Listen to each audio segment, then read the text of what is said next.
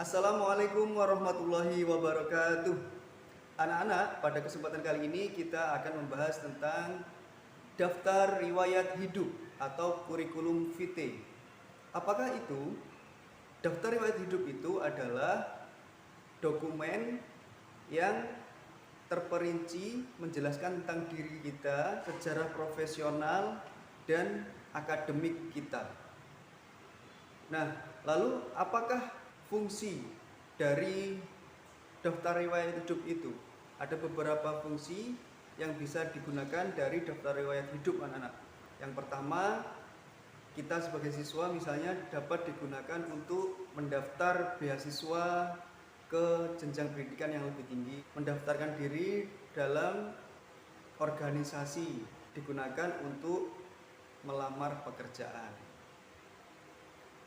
Nah, lalu ciri-ciri daftar riwayat hidup adalah menggunakan bahasa yang sesuai ejaan yang disempurnakan, berisi daftar diri yang kita tulis lengkap berdasarkan fungsi.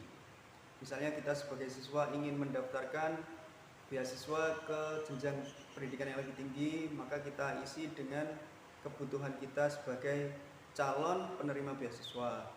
Kita sebagai orang dewasa ingin melamar pekerjaan, berarti data diri kita isi sesuai dengan kebutuhan perusahaan atau lembaga yang kita lamar. Selanjutnya adalah bagian-bagian dari daftar riwayat hidup anak-anak. Hampir sama dengan formulir pendaftaran materi yang lalu telah kita bahas. Daftar riwayat hidup juga mencantumkan informasi diri kita, informasi lengkap diri kita, tapi ada tambahan-tambahan di bawahnya.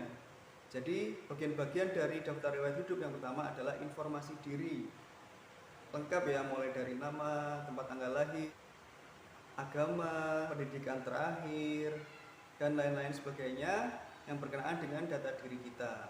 Setelah itu bagian yang kedua adalah data pendidikan atau pelatihan yang pernah kita jalani.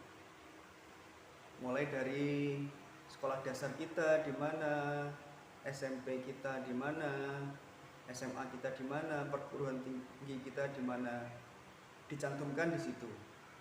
Lalu yang ketiga adalah keterampilan lain yang kita miliki. Jadi kita tuliskan juga keterampilan apa yang kita miliki. Desain grafis, yang bisa mendesain atau hobi desain grafis, atau fotografer, bisa berbahasa Inggris atau bisa berbahasa Arab dan lain sebagainya. Keterampilan-keterampilan yang kita miliki. Kenapa dalam daftar riwayat hidup itu perlu kita cantumkan data diri, pendidikan, dan keterampilan, supaya lembaga atau perusahaan yang kita berikan daftar riwayat hidup kita bisa mempercayai keadaan diri kita, sehingga kita akan diterima sebagai misalnya anggota organisasi, sebagai pegawai yang sedang melamar di lembaga atau perusahaan yang kita ajukan permintaan untuk bergabung dengan menggunakan kurikulum vitae atau daftar riwayat hidup tadi. Ini adalah salah satu contoh daftar riwayat hidup. Silakan disimak contohnya. Ya, jadi di situ ada foto diri kita, ada data diri kita, ada data pendidikan kita, ada keterampilan kita. Baik, anak-anak, itu tadi materi kita tentang daftar riwayat hidup. Semoga anak-anak dapat memahaminya.